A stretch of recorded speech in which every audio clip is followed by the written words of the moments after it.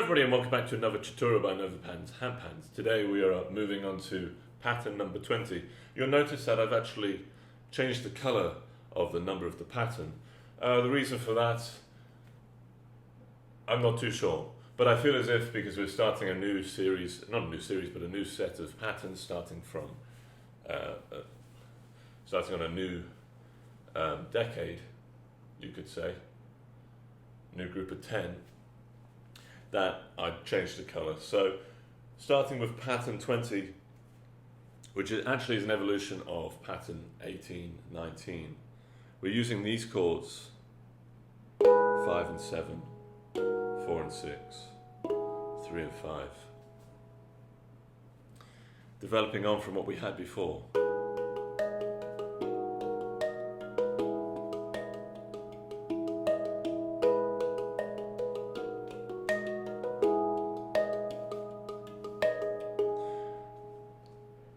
So, essentially I was playing the chords then, and I was playing then semiquavers, both ghosted and not ghosted, and today we're going to develop it further.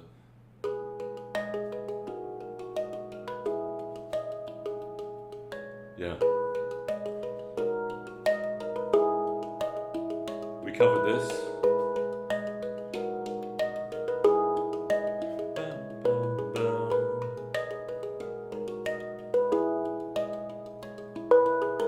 And what I said I was going to teach you in this tutorial was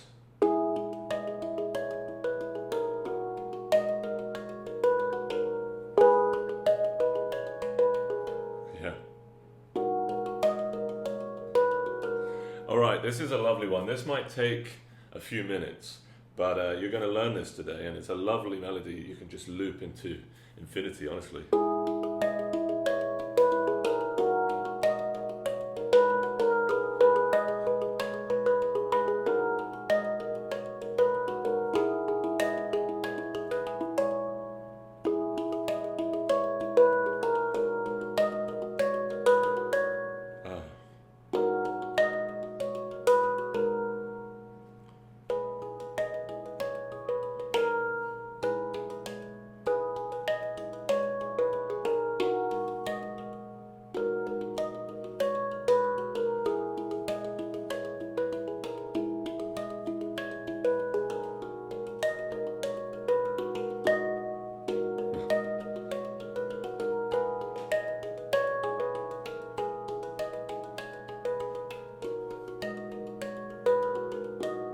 Trying to get my head around it. There's a few different hand positions we're going to be covering, but I think we'll get through it. So this one's going to be a particularly long one. Okay, so 5 staves. Now notice how the chord progression is exactly the same chords as the previous few patterns. However, instead of playing it from 3 and 5 and 7 down to 3 and 5, we're now starting on 3 and 5. And we're going up.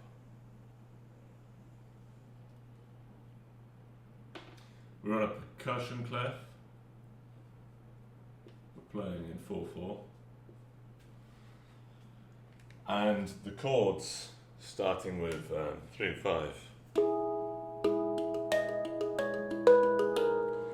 So we've got 4 sets there. So 1, 2, 3, 4. Yeah, 4 beats there. So let's get on. Let's get going with it. 3, 5, 3, 5, 9, 5, 3, 5, 3, 5, 9, 5, 3, 5, 3, 5, 9, 5, 3, 5. Semiquavers there. Again, if you can't necessarily see the sheet music here, it will be available to download at novapans.com/learn. And then I didn't notate the hand positions before in the previous pattern, but essentially it's still left, right. So just bear that in mind when you begin the sense of syncopated set of semiquavers anyway, which we're about to play. So 8, 5, 3, 7, 8, 5, 3, 7, 3, 5, 6, 8, 5, 3, 7, 8, 5, 3, 7,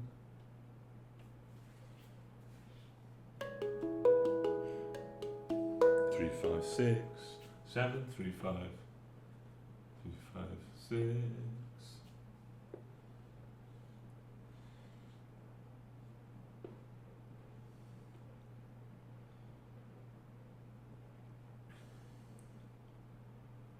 Yeah.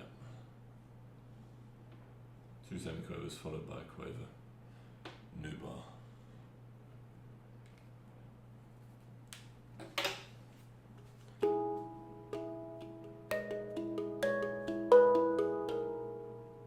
Essentially, we play exactly the same rhythm,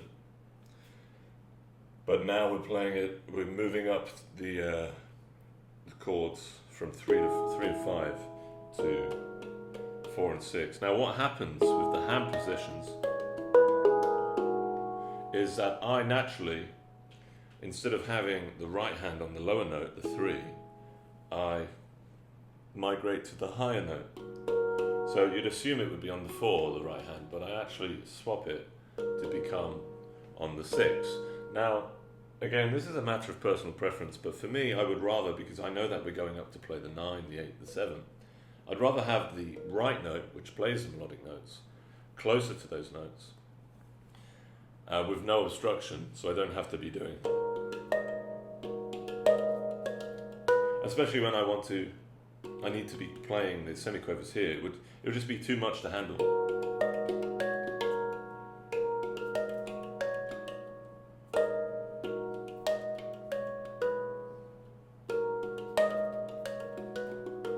Yeah, it just doesn't feel natural for me.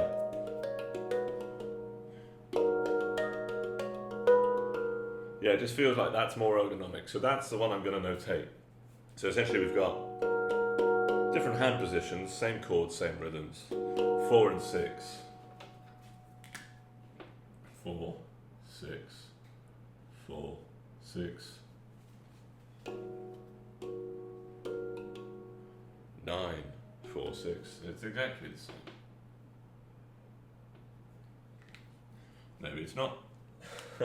Now that I've changed the hand positions.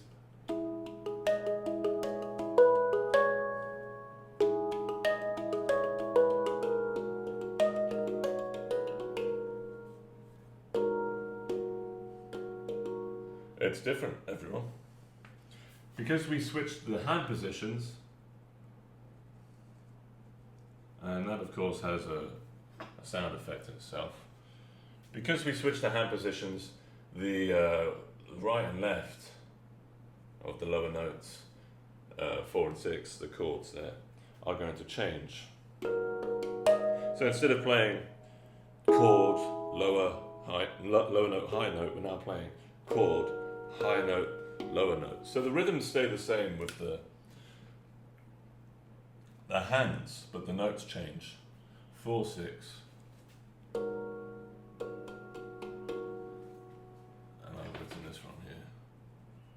That is 4. 4, 6. 6, 4. 9.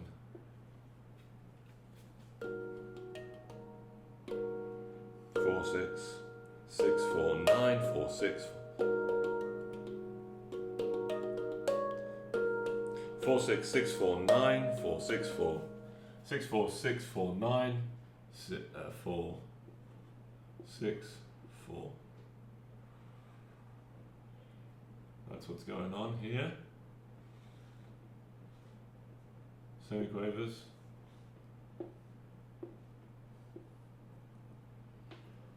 And then we'll start doing the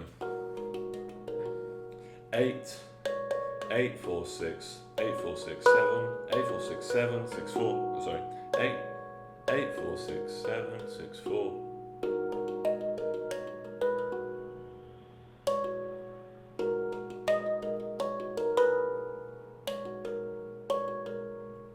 8, 4, 6, 7. 8, 4, 6, 7.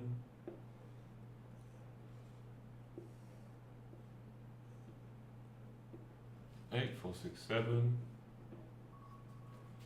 Hang on.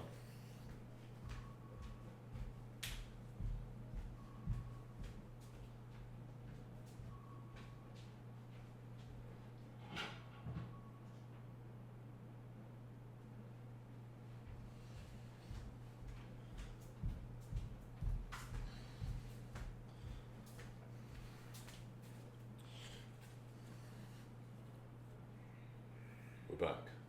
4 and 6. 6, 4, 9, 4, 6, 4, 8, 4, 6, 7.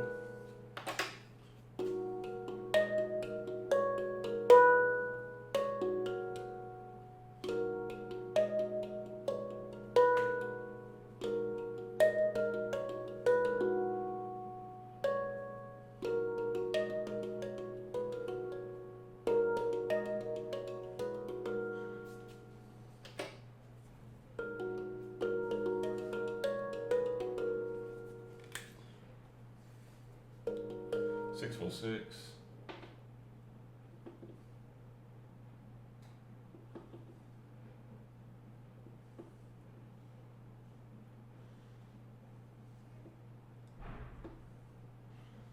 Okay, as I suspected, we'll probably need more space because we've got 2 more bars to cover. But essentially, the 4th bar is the same as the 2nd bar. So what you're learning here is going to be played again. What's going to be interesting is the 3rd bar, which is when we get up to here. And we've got 5 and 7.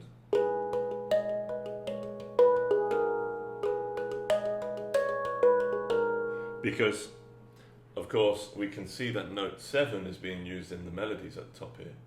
9, 8, 7.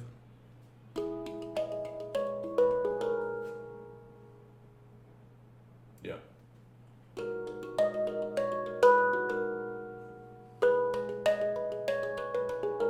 So there's going to be a bit of not an overlap, but a double hit there where the accompaniment, the lower notes, the semiquavers, are going to be playing at least once the same note as the melody. So I think I'm going to, when am I going to notate this? I'm not going to squeeze it on there. So with sheet music, when we begin a new line, we essentially just begin a new line. So you bring the 5 staves, the 5 lines down, you draw it underneath. You'll see this in the sheet music, which we have provided. Percussion clef. Yes, we do notate the clef and the time signature each time. We are moving now onto, again, the hand positions, where 3 and 5, the right hand was on the bottom. 4 and 6, the hand was on the top. 5 and 7, I have my right hand on the top as well. So 5 and 7 doesn't change the position of the notes. It will change how I write R and L to indicate where the notes are. 5 and 7 on the note, on the lines, because they're odd numbers. 5 and 7, 7, 5, 9, 5, 7, 5. 7, 5, 9, 5, 7, 5.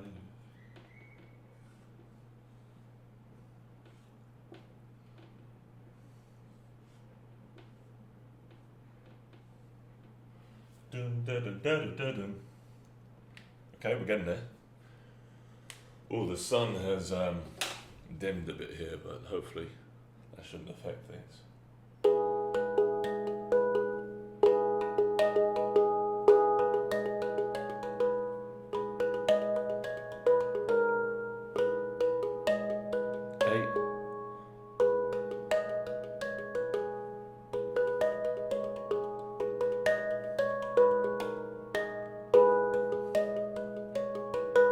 Yeah.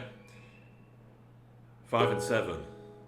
7, 5, 9, 5, 7, 5, 8, 5, 8, 5, 7.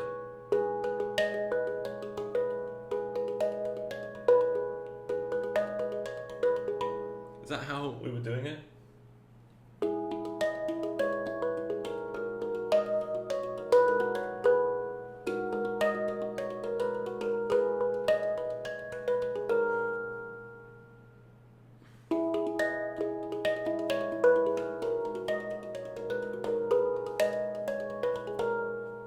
Yeah, I'm just going to continue playing the 7 up there.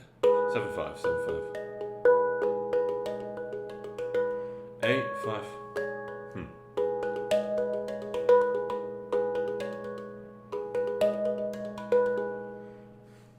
Thank you. 8, 5, 7. 8, 8, 5, 7, 7.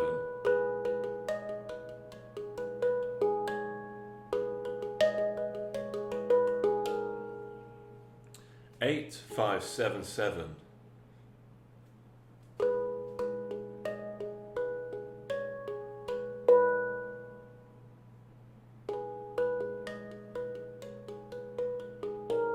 7 3 times. Yeah.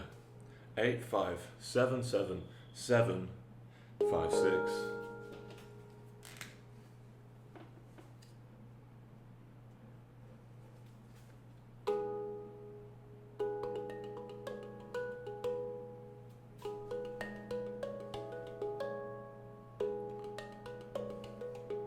8, 5, 5, 7.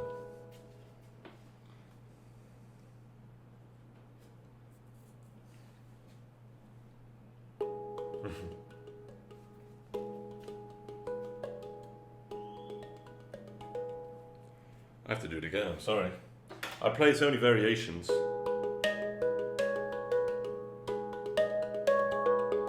Yeah, I mean that's one variation where you do the 5 double time. Or you can do the 7. I'll do the 7 today.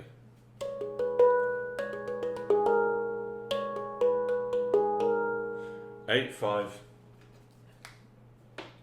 7, 7, 7, 5, 6.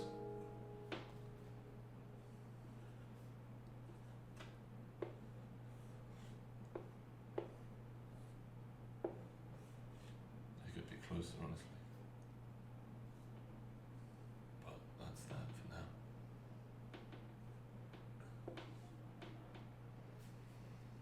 So there, that was a little bit of a challenge, slightly challenging to notate there. But if we were to play that, we've got 5 and 7, 5, 7, 9, 5, 8, 5. Oh, is that? No, hang on.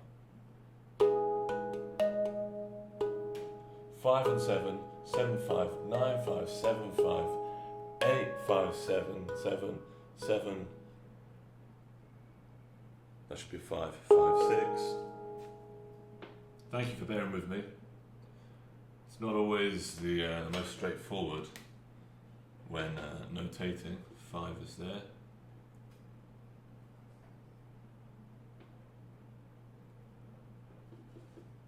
There you have it. It's interesting with the 3 7s. Try not to overthink it like I did.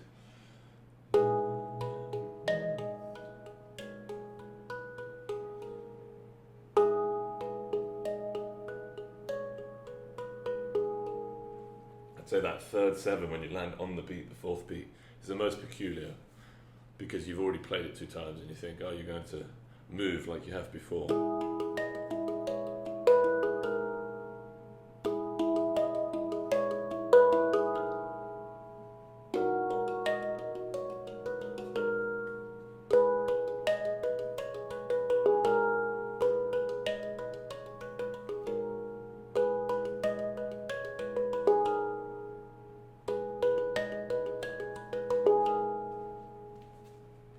that's it.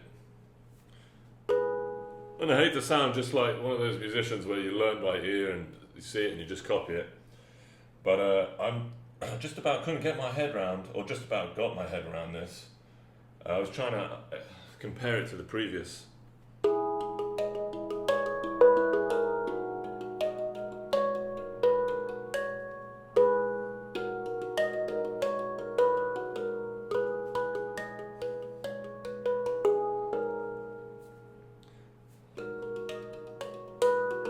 Yeah, it's essentially because we're combining the melody, like I mentioned, of the top 3 notes with the accompaniment, which is also in this case of 5 and 7, using 7 twice. So you're going to be playing it 3 times. As you see, you've got 7 here, and 7 is being played in all the other occurrences here as the final note. So essentially, it's, look what I've done there. It's typical, according to the pattern, to have note 7 on the 4th semiquaver of the 3rd beat there. So to now have it on either side is what makes this slightly, again, unexpected. So slowly, so far, everything is, remember the hand positions.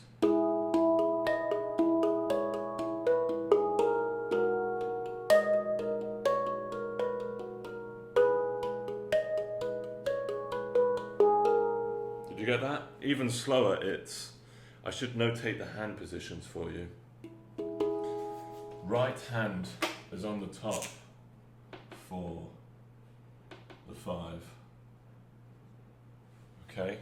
But then it got, so it's on the bottom. It's on the top for the preceding 2 chords. So the 3, note 3 is right hand, and then right hand plays on the top for the 6 here. And then again for the 7, the right hand on the top. So that's a reference to where the right hand is throughout. I'll do a quick left hand for you guys as well. Left. I don't mean for it to be confusing. This is just for ergonomical reasons. So we do less of the crisscross and we save as much time and effort so that we can develop our music further without having any potential unnecessarily extra obstacles. Slowly, to a tempo of 60 beats per minute. So use your metronome if you have it. This is a long one. 1, 2, 3, 4.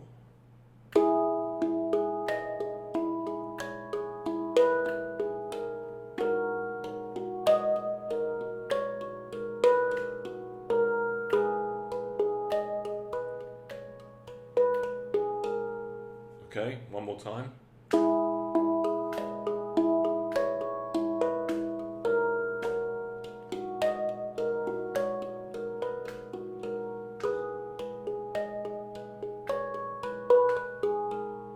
And essentially what we do, again, is we repeat the 2nd bar.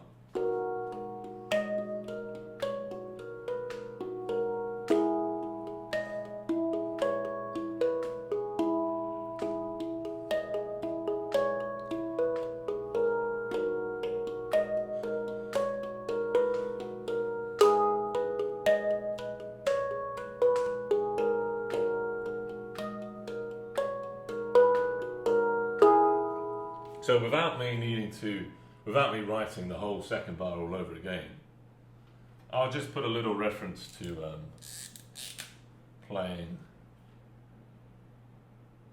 A, B, say section, a little, I'll just put B here, put B, okay?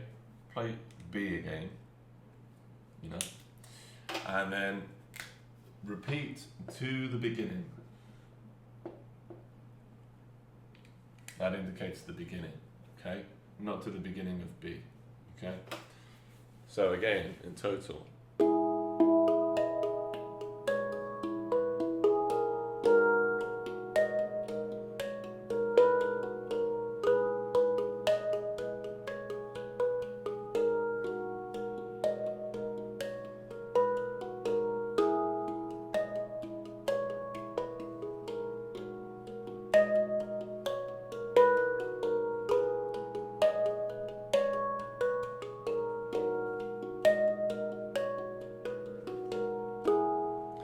a lovely melody with a little bit of a complexity in the development there, but once you get your head and your hands around, it's a very impressive one to have. Now you can evolve that further, and I will cover that in evolving patterns, but with increasing the speed, don't rush it if you're not there yet. Playing with the tempo, with expression.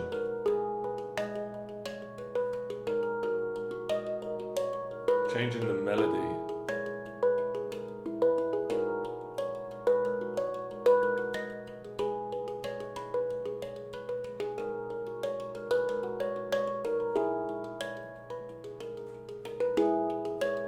Changing the length of the chords.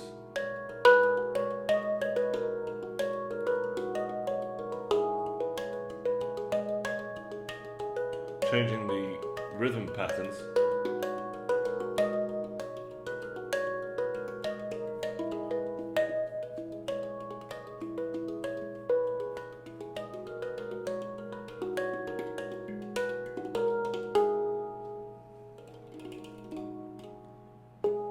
So there's a lot more to develop, and we will cover that in preceding patterns. If you've got any questions, let us know. Please leave a comment. Thank you very much.